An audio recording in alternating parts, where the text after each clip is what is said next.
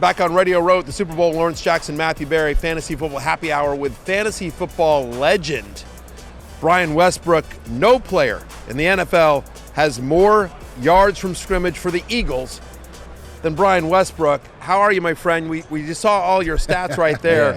I'm gonna start with this because I've interviewed before and I know this answer, but I want to do this for this audience as well. You're playing Dallas, Week 15, breakaway. You can score. Yeah. You take the knee to make sure that the Eagles win.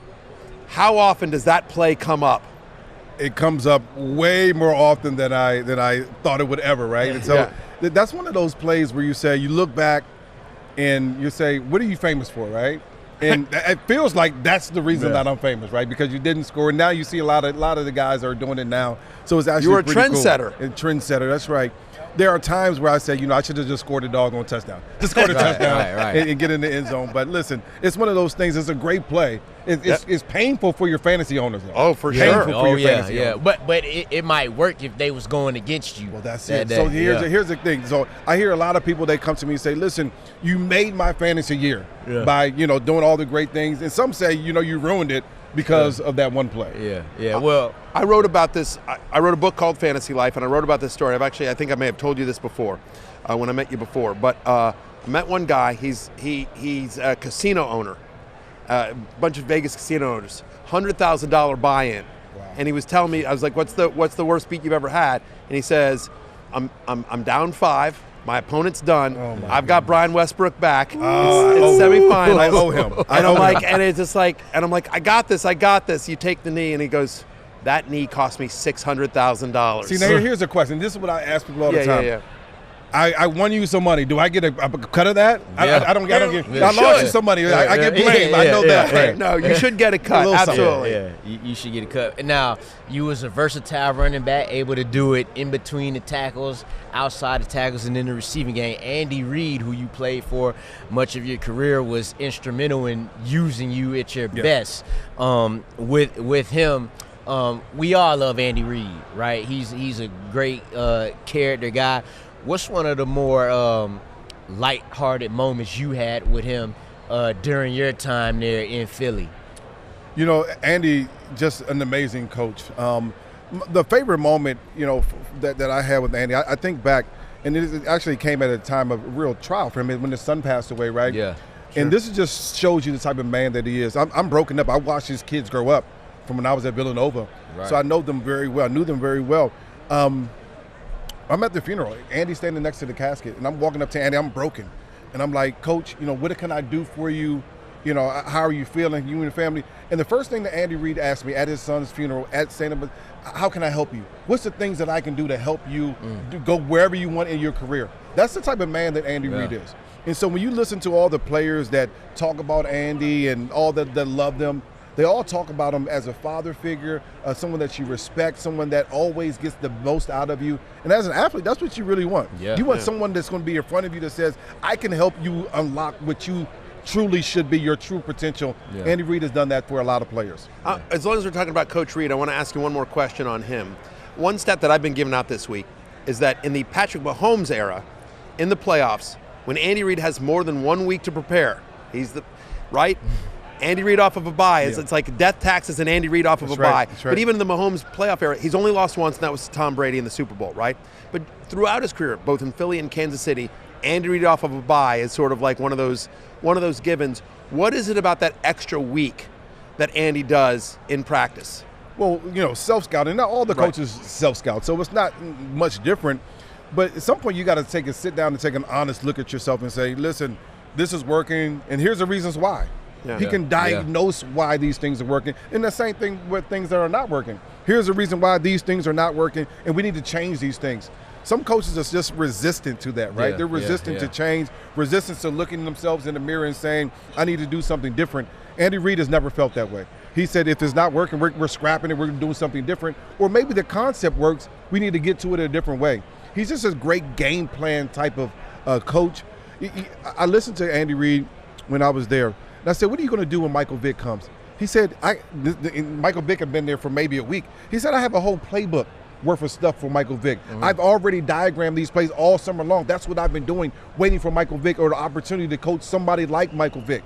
he's been waiting for a moment to have a guy like Patrick Mahomes his entire career. Now that they're together, it's just hard to beat them. Yeah. Speaking of Michael Vick, interestingly enough, I wanted to ask you about, because you've played in the Super Bowl after the 2004 season in which they beat my Atlanta Falcons that year, which right. Michael Vick was the quarterback. Talk about like the preparation as a player. You just talked about it for the coach and how they game plan. What do you do as a player? Do you kind of just stick to what got you there? Do you, because it really just another game, right? Or do you just kind of switch up some little things? How do you go about that? No, I think as a player you're a creature of habit, right? And you stick to the things that got you there. This is not the game that you want to start trying new things, right? I tell my family all the time, listen, I don't want you to start trying new recipes on Thanksgiving, right? Yeah. Don't start trying new recipes in this game. There's a reason why you're here. Stick to those things and you'll be fine. Yeah. Speaking of the game, maybe are there torn loyalties? It seems like you're still close with Coach Reid, but obviously you're an Eagles legend. Who do you hope wins and who do you think wins? I hope that the Eagles win, and I think they will win. I think they will, do what they've done all season long. Be consistent, run the football very well. They'll get Jalen out on the edge. He'll run the ball a little bit. Yeah. Defensively, they'll get turnovers. And how do you beat the Kansas City Chiefs? You keep the ball out of their hands, you win the time of possession, and you create turnovers. They will turn the ball over. And the Eagles have done a really good job of that over the last season. And so if they can do that, then I think they have a good chance of winning. Yeah, throughout the playoff run, multiple turnovers every single week. I'm a Commanders fan. I'm a desperate Washington fan, and that was the difference. I mean, 3 turnovers, right? Huge difference. Huge difference. I read a stat, and it's hard for me to even believe it's true. Over the last 6 games, the Eagles have forced 21 turnovers. I mean, that's how you win football. And they're not turning it over. You don't turn the football over. You control the clock. You run the ball efficiently. You score when you're in the red zone.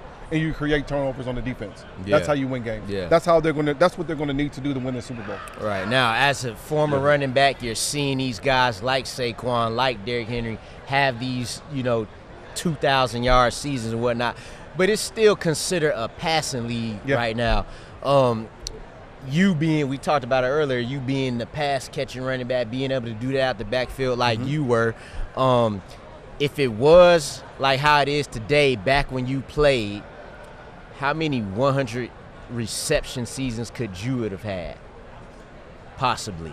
A bunch. Yeah. And the biggest part, because Andy Reid, this is the funny thing about Andy Reid, he has hard practices. So we spend a lot of time on the practice field. Now these guys don't practice anymore, right? And so I would have had a longer career, and I would have had a bunch more catches because of the way that things work. But that's the way in the world. Put you in the slot a little bit. Yeah, things are a little bit different. So let's turn it over to the other side of the ball then. What do you think? Because the Eagles' defensive line is so good. They're so good defensively up and down, but especially that front 7. What does Andy need to do with Kareem Hunt and Isaiah Pacheco to try to get them loose against Philly?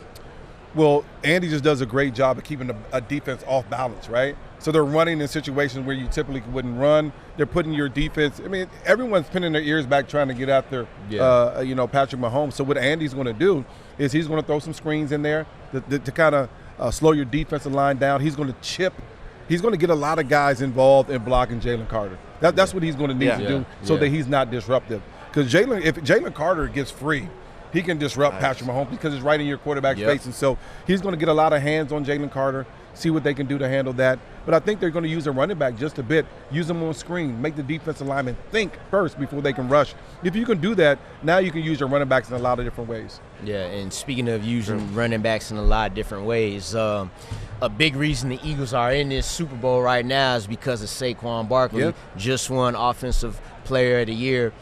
Brian, what was your thoughts when you first found out Saquon Barkley would be a Philadelphia Eagle? Did you see them being at this point?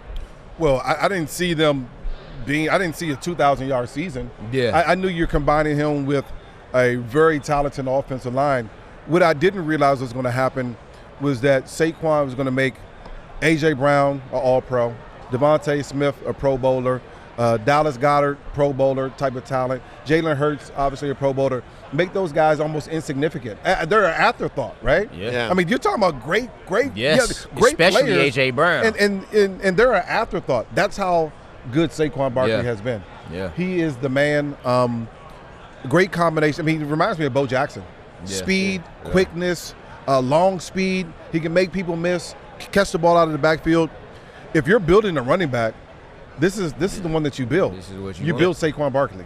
Yeah, it's incredible, and it's also, we were talking with Andrew Whitworth yesterday about it. Like, some people say, well, Saquon's got that offensive line, but Saquon makes the offensive line better as well, right? I mean, like in terms of a running back, right? It's a symbiotic relationship. That's right. They have to work together. Now the offensive line has been special. He's not getting touched. It looks like till he's 4 or 5 yards down the field. So they've been super special.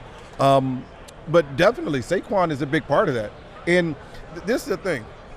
I tell my kids all the time, you're the best speller. You're the best math guy. And sometimes they're not. I just tell them that so they can start believing it. Yeah, right. But when you start breaking off runs like that, now it's the same type of thing. Now the offensive line starts to believe that they're the best offensive line in the league, and they block differently. Yeah. They block harder. They block more.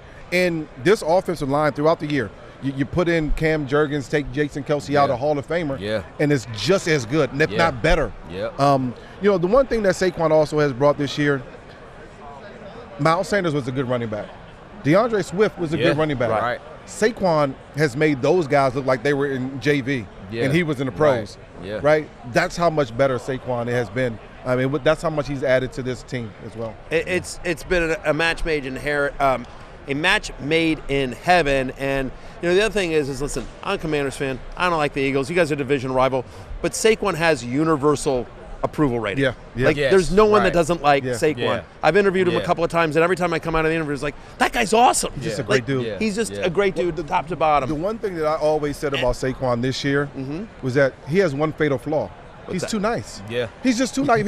He should have broke Eric Dickerson's Well, I wanted to ask you about that. If you were him, if you were Saquon Barkley, like Saquon says, like, I'm good. But if you had a chance, Brian, one game left, and you could break Eric Dickerson's record, what's your reaction if Coach comes to you and says, like, hey, we got to sit you down? It would have been a no-brainer. We would have had a problem. We would have had a problem.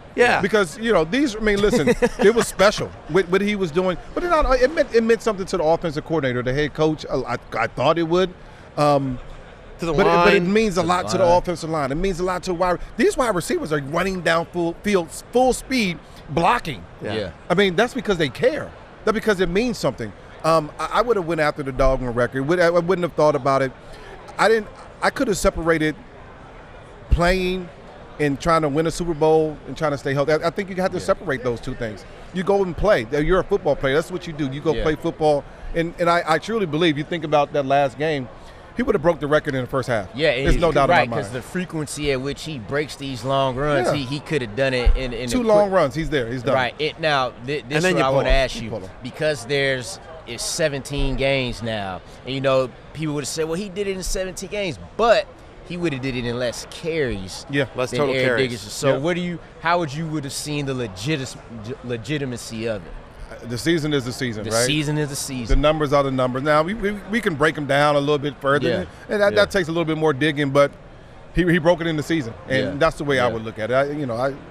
There's always going to be more games. There are a lot of records from back when they only played 12. I mean, so, it's just reality. Jim Brown records. Yeah, that's right. I mean, I will tell you, I've been asked about that a few times when people interview me, and I'm just sort of like, I don't think that would have worked with any other player other than Saquon Barkley. It was the perfect person, because most people would want to say, like, no, man, I got a chance at immortality. That's right. Give me a chance to reach immortality. Like, since I was a little kid, this is what you dream of. I want to be in an NFL record book, man. Right. I want somebody to be able to open up a book in 20 years and say, you were the best to ever do this. That's right.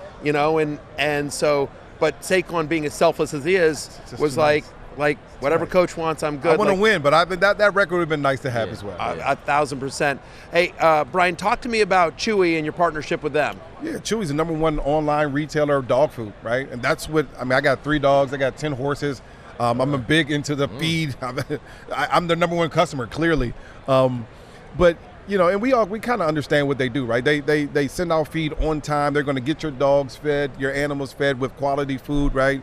But when they came to me, the most important thing to me was that in this partnership was that they were giving back. Right. They're going to donate 59,000 pounds of food to the KC Pet Project as well as the Pennsylvania SPCA. They're taking care of the animals. So not only are they just great in what they do, they also give back, and that's why I decided to partner with them. That's why it means so much to me as well.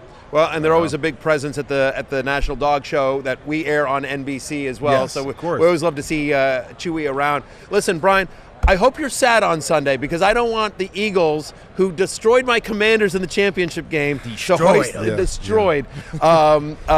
But listen, you're always a delight. You know, again, fantasy managers around the world, I know they give you crap about that one play, but you won a lot of titles for a lot of people over a lot of yards. Thank you for that, and appreciate you coming on the show. All right, guys, take care. Thanks. Hey, it's Matthew Berry from NBCSports.com and RotoWorld.com, and I want to thank you so much for watching whatever it is you just watched, or if nothing else, being too lazy to click out of the autoplay after this video started, after whatever it is you actually wanted to watch finished. But now that you're here, I'd like to take a moment here to ask you respectfully now, okay? I'm asking you respectfully to subscribe to the NFL on NBC YouTube channel. You'll get the latest RotoWorld fantasy news headlines, all sorts of great shows, including my own Fantasy Football Happy Hour. So go subscribe now. Again, I'm asking respectfully.